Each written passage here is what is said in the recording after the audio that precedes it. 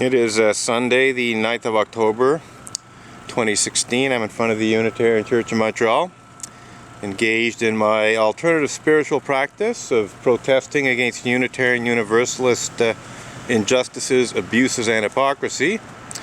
And amongst Unitarian Universalist injustices, abuses, and hypocrisy is the immoral, unethical, borderline criminal, and quite frankly, batshit crazy misuse of Canada's blasphemy law by the Unitarian Universalist Association in Boston in legal bullying that's clearly intended to cover up and hide pedophilia and rape committed by certain Unitarian Universalist ministers. To say nothing of certain Unitarian Universalist Sunday school teachers, also known as religious educators, and other lay leaders of the church. The Unitarian Universalist Association's lawyer spoke specifically about certain Unitarian Universalist ministers. But the fact of the matter is that it's not just Unitarian Universalist ministers who are guilty of pedophilia and or rape. And I say and or because in some cases it seems that certain Unitarian Universalists have raped preteen children, thus making them pedophile rapists. So you know, it can be either or. It can be pedophilia without rape and rape without pedophilia, or it can be a combination of both.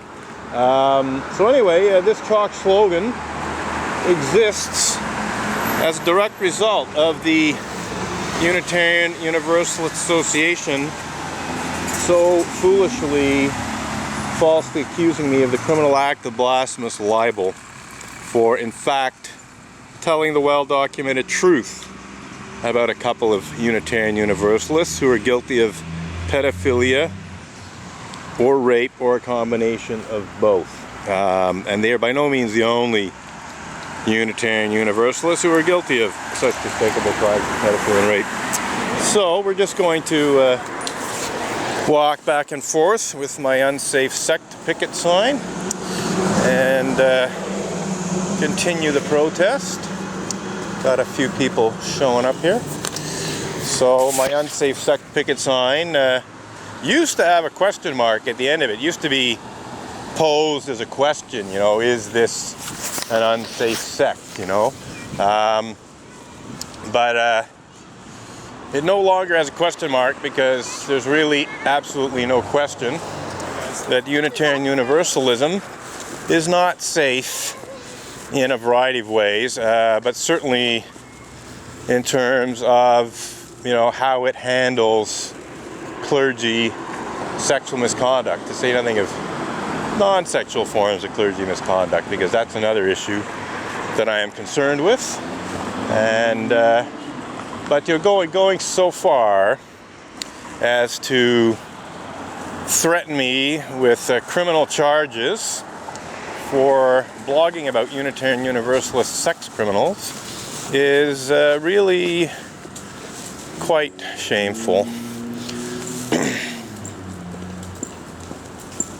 And just one indication of the various ways that Unitarian Universalism is not a safe sect. So, definitely got some people showing up here. And I have to say that from what I've seen since the beginning of the church year, earlier in September, the turnout for services at the Unitarian Church in Montreal doesn't seem to be all that impressive. Now, one thing I have noticed though is that there are a fair number of younger people showing up. It seems that the Unitarian Church in Montreal has been essentially, you know, recruiting at the local universities, Concordia University, McGill University. They might have even started advertising again. They used to place ads in the newspapers of the universities, you know, basically trying to persuade university students to attend. I'm not sure if they're doing that. I haven't checked recently, but what they are doing is they have some younger people who are students essentially recruiting in the university itself, on a more personal basis, involving themselves in the religious related activities. So I'm kind of hoping that these young people will come to their senses eventually and realize the church, that makes all these wonderful claims about justice, equity, and compassion in human relations, and free and responsible search for truth and meaning, and so on and so forth, is actually extremely hypocritical. And I really hope that these university students will practice what Unitarian Universalism preaches and engage in a free and responsible search for the truth and meaning behind my picket signs, and the truth and meaning of the Unitarian Universalist Association's immoral, unethical, borderline criminal, and yes, batshit crazy misuse of blasphemy law to attempt, essentially trying to intimidate me into removing blog posts that tell the truth about Unitarian Universalists who were charged, tried, and convicted of committing such despicable crimes as pedophilia and rape. And as I said, I actually only blogged about 2 cases, and then the reason I blogged about those 2 specific cases is because everything was very well documented in newspaper reports, and there was really nothing in my blog posts that couldn't already be read in newspaper reports. Now, those newspaper reports weren't all that visible on the internet. You sort of had to go digging around to find them. They weren't in the top level of searches, and eventually they disappeared, some of them, which is all the more reason for me to state the facts on my blog, so it's less likely to eventually disappear.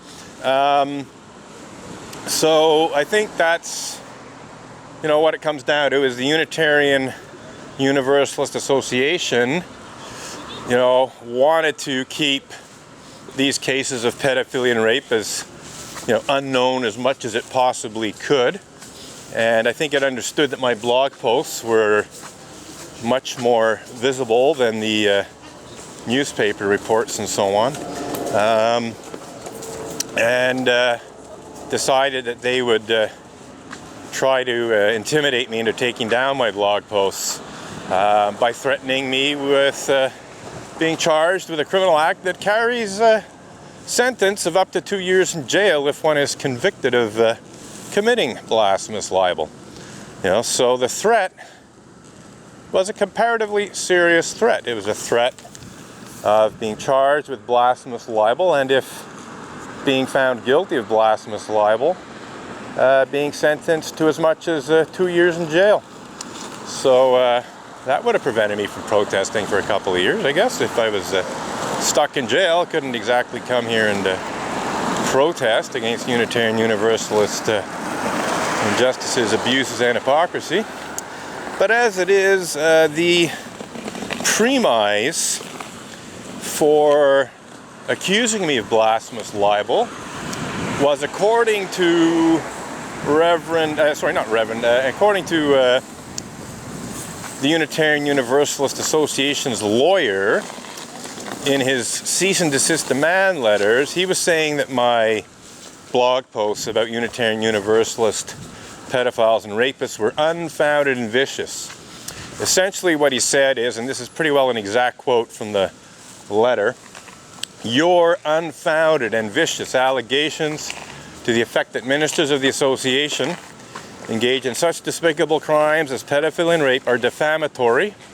And he went on to say that they're so defamatory that they amount to the criminal act of blasphemous libel. So, actually, when that happened, in the beginning of June of 2012, it was actually Friday the 1st of June of 2012 when I first received notice of this accusation against me in an email that was sent to me, which had a PDF attachment of a, ink and paper letter that I was eventually served by a bailiff. I didn't, I'd never heard the term blasphemous libel before. I'd heard of blasphemy, I've heard of blasphemous, I've heard of libel. Never seen them combined like that. I didn't know, that there was any criminal act called blasphemous libel. So of course I Googled it. I ran a Google search on blasphemous libel Canada to see what there was to see. And, sure enough, it turned out that Canada had a blasphemy law, a very vaguely worded blasphemy law. The blasphemy law itself is incredibly poorly defined. It does not define what blasphemous libel is in the law itself. It just says, whosoever commits blasphemous libel is blah, blah, blah, blah, blah, blah. It doesn't say what blasphemous libel is. You have to go to jurisprudence to find out what blasphemous libel is. So anyway, getting back to the point I'm trying to make here, though, to begin with, is, the lawyer said my blog posts about pedophiles and rapists were unfounded. There was no foundation in fact for these blog posts, that they were false. So I knew that they weren't false. I knew that they were very solidly founded on information provided in credible news sources, and I had no reason to believe that anything I was saying was untrue. So I actually wrote back to Maitre Marc-André Coulombe and told him, that I'm having considerable difficulty finding blog posts that match your description of unfounded and vicious allegations, yada, yada, yada. And I asked him to provide titles. Good day, sir. We just wanted to know which sect is unsaved. Unitarian Universalism, others too. Unitarian Universalism, because they show a lot of churches. Yeah, well, what they're saying. Okay, they took down the banner; it's not there. I just noticed now. Yeah. But I saw this banner. Yeah, well, they try to say that they're interreligious. They try to say that they're open to other religions, but in fact, a lot of them are atheists. And a lot of them are intolerant atheists, so that's basically bullshit. Of course. Yeah. We know this. So you think the whole Unitarian Church is unsafe? Yeah. Well, I'm saying it's unsafe for specific reasons. Mm-hmm. This is a play on the word safe sex. Mm-hmm. Unsafe sex, safe sex, And so this is about sexual misconduct by ministers, and also how they do not handle it properly. Like many other churches, when a minister behaves badly, that they protect the minister and they attack the victims. So they do that just like any other church. But it's I'm not saying it's dangerous. I'm not. This isn't. It doesn't say dangerous. But it's not safe. It's not 100% safe. I'm not from politics. Exactly. Yeah, I'm an artist too. I think this is a very artistic slogan. It's a good play. Two words. Okay. But I'm an artist with words to some extent. And we also saw the sign, the star. Star is the symbol of demonism.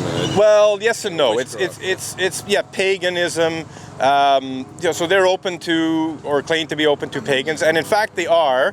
Paganism. Yeah, paganism. What do you call paganism? It's like paganism was, the older religion, the pre-Christian religion. So not necessarily. It's true that in Hollywood movies you see that used, but it's also on Russian military vehicles. It's on U.S. aircraft. So it's a very common symbol.